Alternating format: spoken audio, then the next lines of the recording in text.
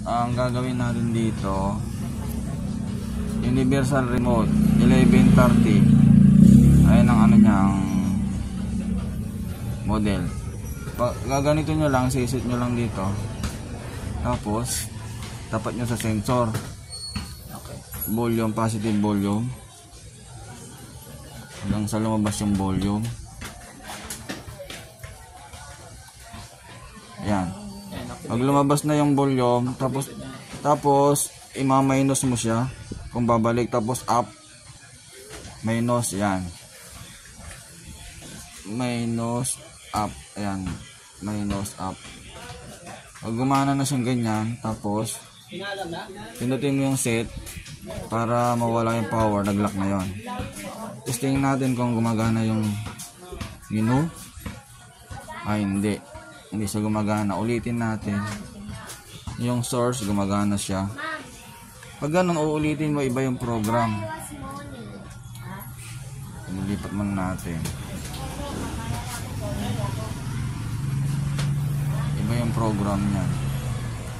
Uulitin lang natin. Ulitin natin.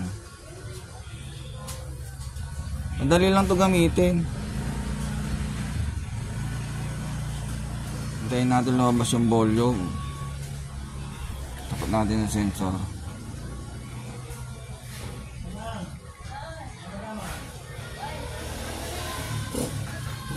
Yung nakatapat.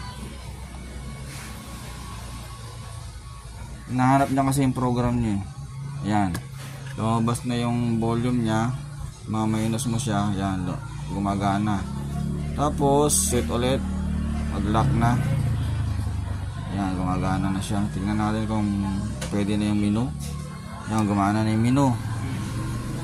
Ibig sabihin, okay na yan. Tingnan natin yung source. Ay hindi. Hanapin natin kung saan banda yung source dito. Home. Dito sa home. Tingnan natin gumagana. Yan, gumagana naman. Doon lang nakatapat. Yung ganun lang, pwede na yun. Tapos okay na. Madali lang gamitin itong remote na to. So ganun lang gagawin mo. Yan, okay. Napapatayin natin. Yan, gumana.